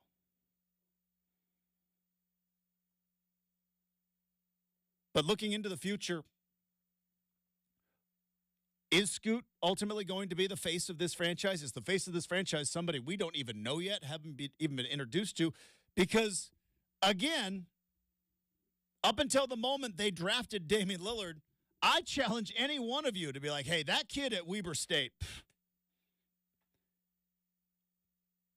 10-plus years, Blazers, face of an organization, and prominent fixture in the city. The guy at Weber State. Yeah, none of you thought that. And that's okay, neither did I. So maybe it's somebody that we don't even know right now. It kind of feels like the Rose Garden, or the Rose Quarter, Moda Center, Blazers as an organization, and I don't know how much of it is to the fact that we know that the team has to ultimately be sold, feels very much in a rut right now. How do we dig out of the rut? Well, talk about that. We'll throw some ideas around, do a little brainstorming with Oregonian columnist Bill Oram. He joins the show next here on 620 Rip City Radio.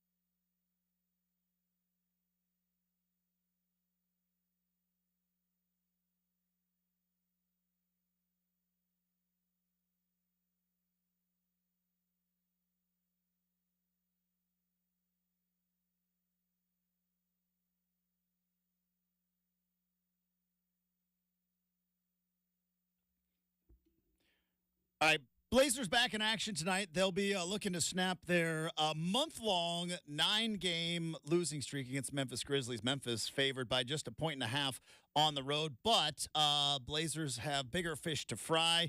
Big picture stuff from the organization moving forward in this rebuild. Not only a rebuild of the roster, but maybe a potential rebuild around the Moda Center and around a potential entertainment district. Joining us now to talk some big picture plans and maybe spend some billionaires' money with myself, columnist from the Oregonian, Bill Oram, back on the Big Show. Good morning, Bill. How we doing?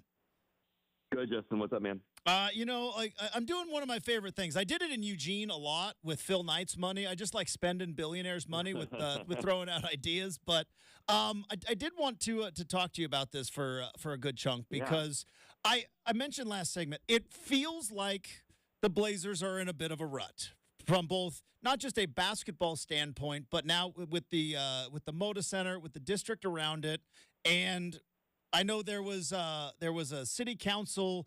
I want to get the wording right because it's a resolution to pursue a bridge agreement, which will then hopefully come up in July. But in terms of an organization, it does feel like the Blazers on the court and off the court in a bit of a rut. Do you feel that way? Yeah, I think that's probably a good choice of words. I mean, obviously, depending on how you look at it basketball-wise, it's either the first year or the third year of this rebuild. I mean, obviously the first year without Dame, but, the third year that they've been angling for the lottery to build through the draft. There's really been no reason to watch the Blazers post the All-Star break for 3 straight seasons now. And that's not entirely true. You could say, 2 years ago was sort of, Anthony Simon's coming out party, and, he had the opportunity to kind of showcase his skills. Last year for a time, there was some of that with Shaedon Sharpe. This year, I mean, you've got a lot of guys out of the lineup, but even Duop Reese has been a highlight this year, right? But I mean, we're really in the silver linings phase of Blazers basketball over the last few years, I'd say. But the bigger picture, I mean, the NBA is, I guess. One thing that I run into in Portland, and I covered the NBA, for those who don't know, Justin, for 10 years before I came back to Portland in this role. So I covered the Lakers for a long time, and before that I covered the Utah Jazz. And in my time covering the league, I really saw the transformation in what NBA arenas not only were, but what they were expected to be. Mm-hmm. And I find it surprising. Like, I run into people who are always like, the Rose Garden or Moda Center is fine. Like, the Moda Center is fine. Stop talking about needing to improve the Moda Center. The Moda Center isn't fine, and I don't mean to say that they don't do a good job with the building as it is, and that the game day experience isn't solid, and that you can't go to you don't feel like you're walking into, the old Boston Garden necessarily, or some other dilapidated building. But it's not a modern NBA arena by any stretch. It doesn't offer the amenities that that fans tend to look for. And so if you were to go to NBA games anywhere else in the league at this point, like the Moda Center is one of the most dated buildings, and it also has some of the least available space. So when you talk about these big events like an All-Star game and things like that, there's a requirement of like back-end space that the Moda Center can't accommodate. And then you start talking about like entire entertainment districts. We talk about Milwaukee a lot, the Deer District, that's sort of the new blueprint. The Blazers have the footprint for that with the Rose Quarter. It just never materialized. So they had the right idea back in like 95. Mm-hmm. It just never was executed well. And there's myriad reasons for that. But we are in a moment with everything that's happening in the Central East Side with, the Albina Vision Trust, with, the need to renovate the Rose Quarter, whatever happens with Lloyd Center, ballpark proposal or not. There is sort of this real moment that we seem to be in to kind of capture some of that energy and bring it to the Rose Quarter so that can be a year-round entertainment district where there actually is a desire to go to the Rose Quarter, not just because the Blazers or Winterhawks are playing on a Tuesday. I mean, you're right, because it is surprising. I've been very lucky to be able to travel around, as you have as well, in this business, and I've been to L.A. live. I've been to Chicago in and around Wrigleyville. I've been really lucky to be able to kind of go around and see some of these places. It's not just basketball, because like in Atlanta, they've got the Battery. I mentioned kind of Wrigleyville and all the things they are building there. So I get, and you may not have the answer, and this may be a massively unfair question, but I'm gonna throw it out anyways. Like, you mentioned there's a footprint. There seems to be money because Paul Allen had the team for years. There was never any shortage of funds, and now even with the trust still owning the team, it seems to be there's a willingness and money. What has been the hiccup? What do you think it has been?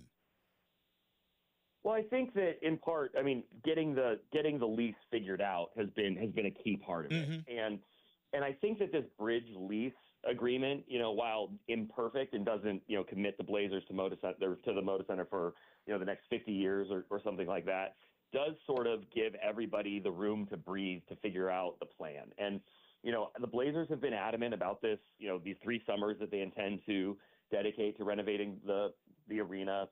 We've heard it all kind of like as it ties in with the WNBA, pulling out of their Portland plans. I think it was 2027 was going to be the huge Reno summer. It's a little unclear where all that stands post your WNBA pulling out and all of that, because I was told that the Blazers actually agreed to push the major rehab of Moda by a year to give the WNBA team extra years in the Moda Center. So I mean, there's a lot of balls in the air, but by the time that this bridge agreement is up, I think you would feel pretty confident that the NBA will have already made its expansion play. I think that's something that's coming down the pike once they get the media rights deal figured out. So I think there's a lot of reason to be, pretty confident that this is what they say it is at face value, kind of an opportunity for everybody to really kind of figure out what that area is going to look like over the next couple of years, and then make the long-term play. But also what it does do, I think also, is it creates more value of the Rose Quarter for a future owner. So, one thing you have to think about with selling the Blazers, and a lot of people are up in arms about, why won't Jody just sell to Phil Knight for the $2-3 billion or whatever it is? And I think the number just keeps going up. But one thing you have to consider is that with the Rose Quarter being such a wasteland right now. I mean, there's just an unused space, underdeveloped and underused space, that when a new owner comes in, knowing that there is this desire and movement to improve that district, and that there's other efforts afoot, by those other groups. You've got the I-5 capping, which is going to make getting across to like the Lloyd Center area much more convenient and conducive, to game day traffic and game day, foot traffic. There's a real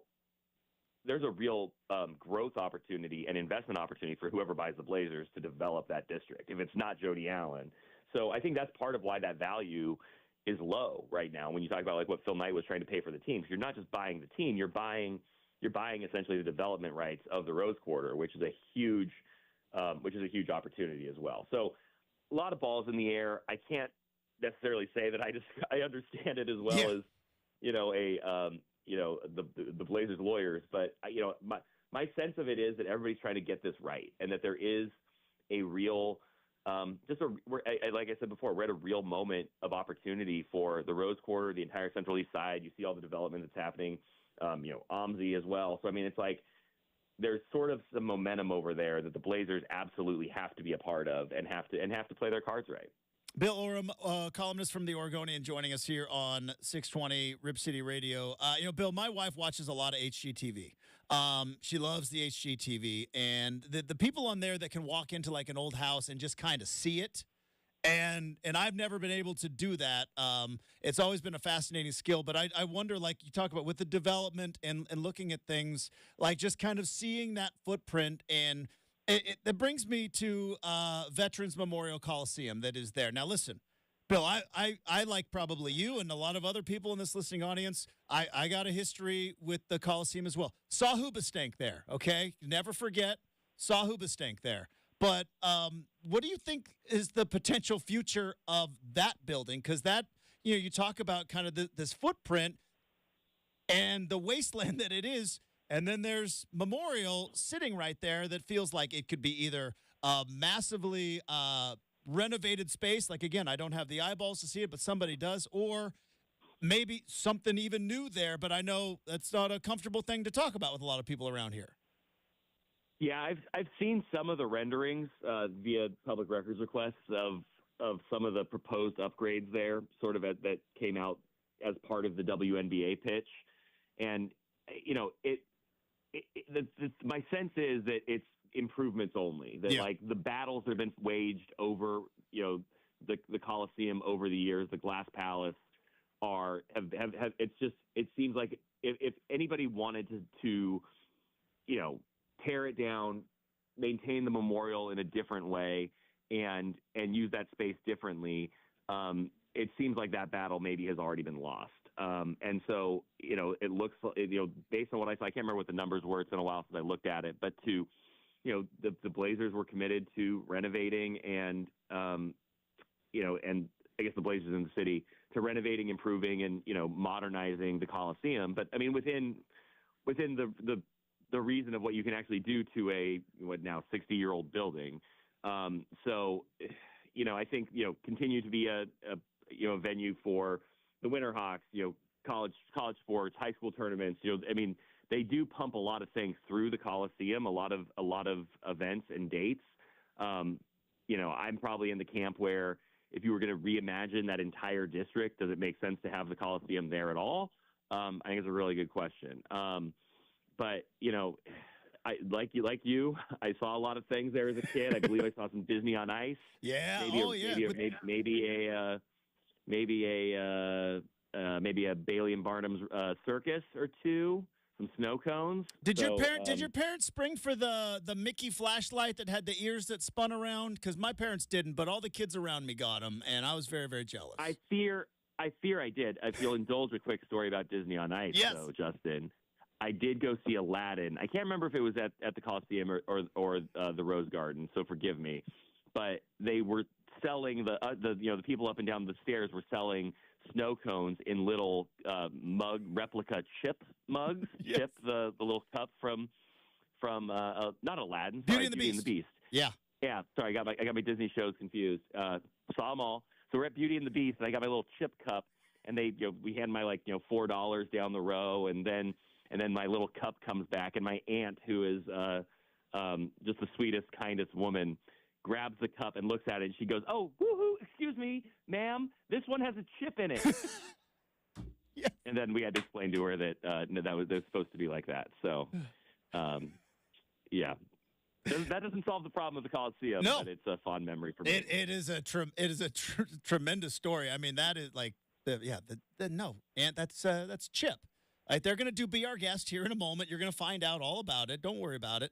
Bill Oram from the Oregonian joining us here on 620 Rip City Radio. All right, let's kind of shift gears and kind of talk about because again, that's years work, money, infrastructure, a lot of chefs in that kitchen in terms of reimagining that entire place. Yeah. Don't know if there's ever going to be kind of one point person, which is, again, how you get a resolution to pursue a bridge agreement in July. But nevertheless, the on-court product, that's a different story. And again, kind of still kind of stuck in the rut and kind of looking forward. Bill, I've said, I hope Joe Cronin has a plan. I don't exactly see it, but I'm not a GM. If I was, I wouldn't be doing morning radio. But as you are kind of looking at the Blazers moving forward, clearly knowing this season is what it is, can you squint and turn your head and see a plan? I don't. So yes and no. Okay. Yeah. I think I can. I would say that like.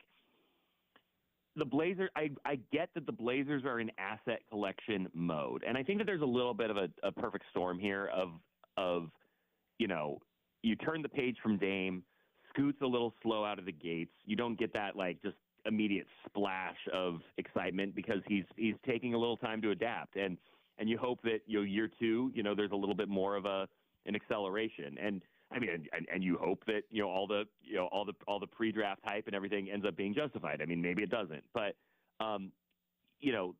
moving on from Dame was such a huge organizational identity shift that I think that it created sort of an apathy toward the Blazers that the on-court product hasn't been able to push against.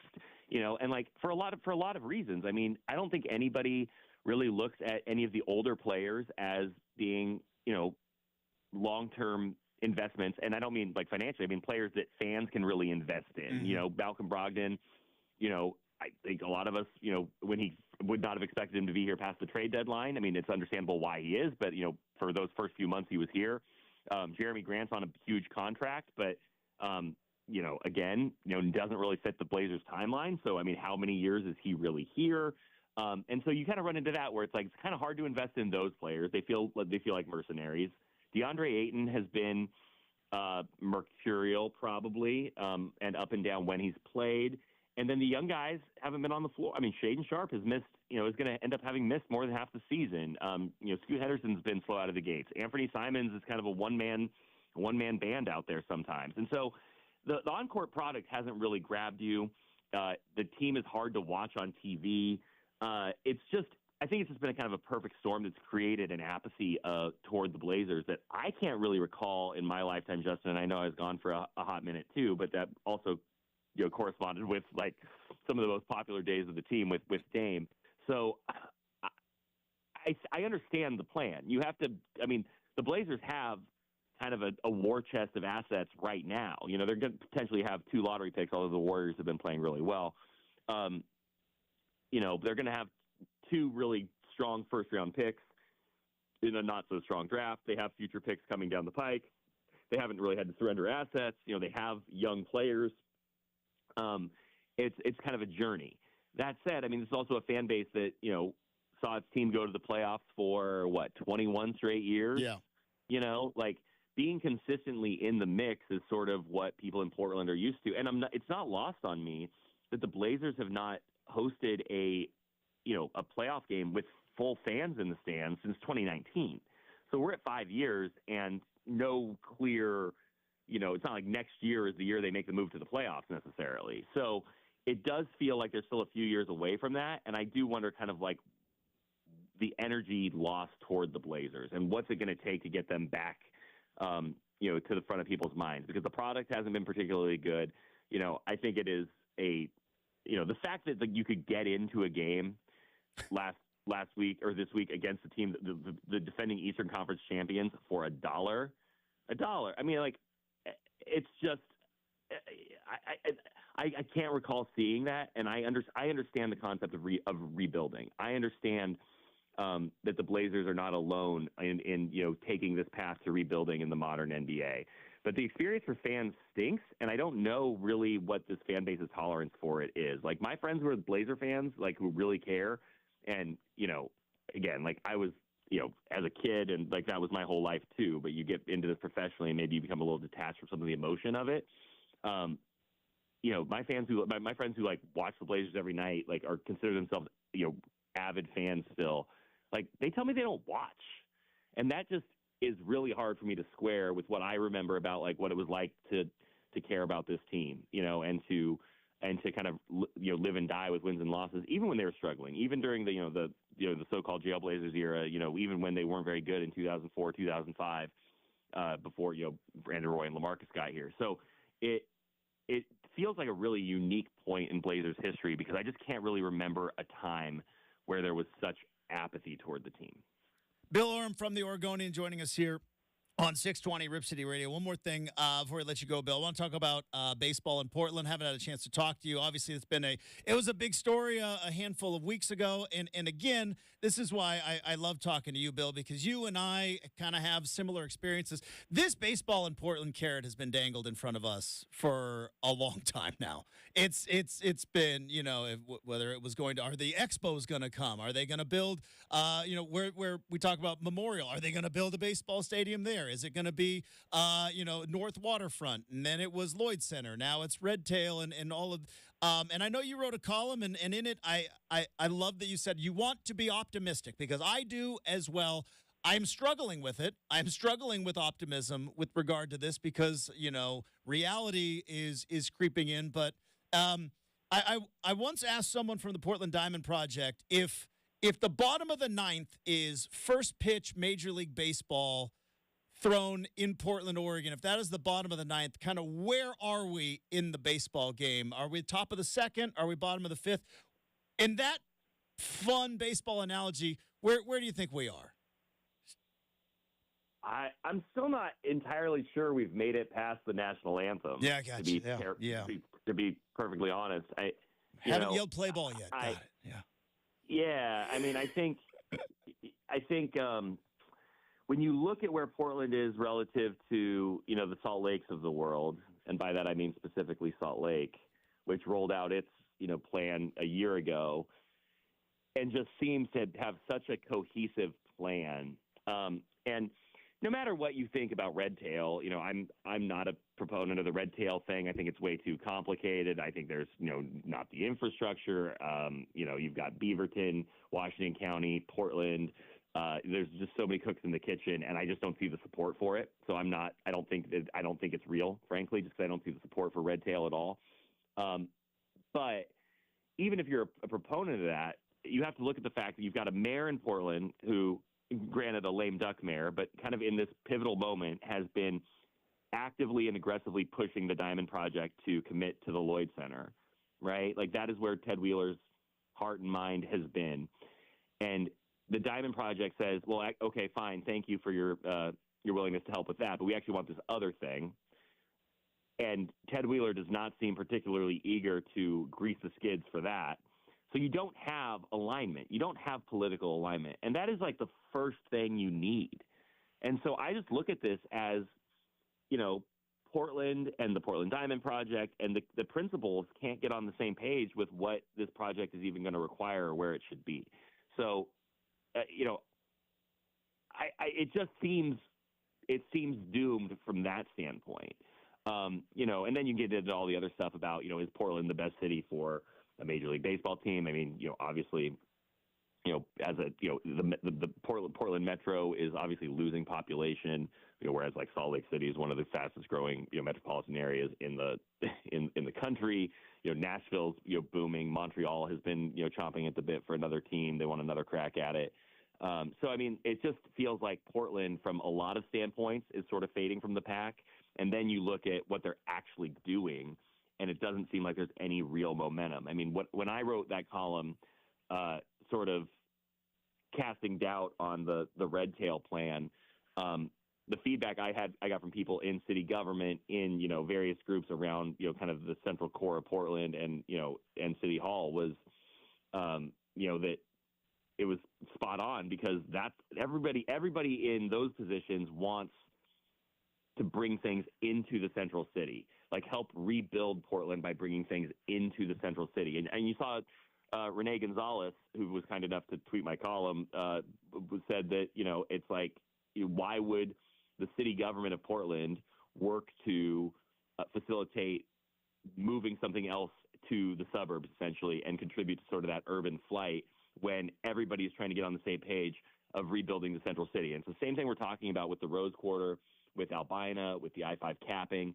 There's this real moment that we as a city are in, and this belief that baseball, maybe as far-fetched as it seems from all these other standpoints, could be part of that momentum. You can follow him on Twitter at Bill Oram. Obviously, you can read his columns in the Oregonian, OregonLive.com. Hey, Bill, thanks so much for your time. Fantastic stuff. Have a great weekend. We'll look forward to talking to you again soon. Justin, I have to shout out the Nestucca High School girls basketball team for making the 2A state tournament. Had a late lead against Napa. They had it. Led through three quarters, and then Napa, those danged loggers with a huge fourth quarter, got us. But shout out to my alma mater for getting back to Pendleton. It's always a huge deal. They have a great program in that Nestucca High School up on the hill in Cloverdale. I'm really proud to be from there. There you go. Way to go. My Douglas Trojans lost to Dayton. The Pirates got us, Bill. They got us. Yeah. We'll get them next year. I lost a lot of games to Dayton in my days, too. Both programs are going to bounce back, Bill. We're going to get them next year. Have a good one. I can't wait. We'll see you down the road, Justin. Thanks. There you go. We have got the RCM mailbag to wrap up the big show next, 620 Rip City Radio.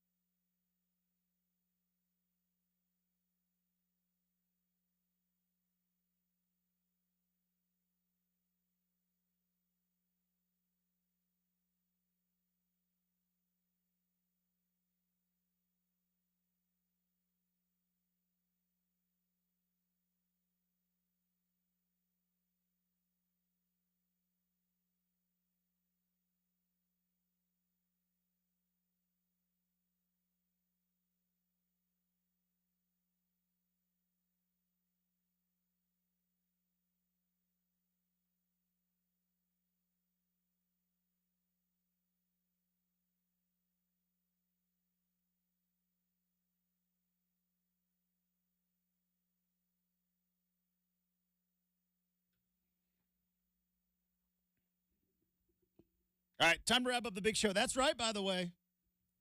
2004? It was 2004.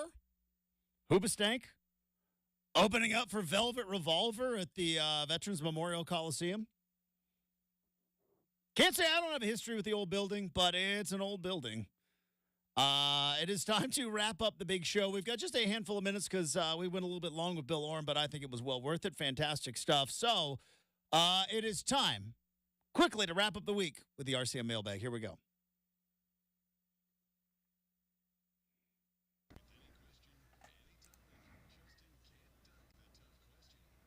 All right, Shacker, you have emerged from your cocoon, your lair, somewhere in the Portland metro area. I'm not going to blow up your spot. What do we got? Well, to answer the tough question, Justin, what would you do while developing the Rose Quarter? Do you move the homeless camp or do you build around it? Yeah, I think. Do you build some waterfront hotel, restaurant? Well, I mean, or do you just stay the status quo? I'm going to go ahead and sidestep the homeless thing because that's obviously not going to do either of us any good on our Twitter feeds, even though I don't even know if you have a Twitter feed. But yeah, it's a tough question. It is a tough question. You're right. I think I think permanent structures are best. How about that? Is that not ducking the tough question? Permanent structures, probably the best. But yeah, I mean, you've got to find a way to get across I-5, and in a way where you don't have to go under the road and you don't have to stop at a crosswalk, if that makes sense. And therefore, you can almost expand that footprint to the other side of the I-5. But yeah, let's get some cool hotels. Let's get some fun sports bars. I've thrown out the name, by the way, and this is free to anybody there at the Blazers organization. You got the Deer District in Milwaukee. You've got Thunder Alley, I believe, in Oklahoma City. They call it Jurassic Park. In Toronto, they've got LA Live there with Crypto.com. Rip City Limits. That's what it is. Call it Rip City Limits. I've already thrown you out, throw a bourbon bar out there. That's called Sip City. We're going to create a Travis Demers Sip City winner. I got all sorts of ideas. I'm the idea guy. I just need a backer, and I need I need some muscle around City Hall. I watch these movies. I know how stuff gets done. All right, that's going to do it for the big show. Thanks to Bill Oram from the Oregonian. Thanks to Aaron Fentress. Oh, that was on yesterday's show. Travis Demers, he was on today's show, starting to merge together, which means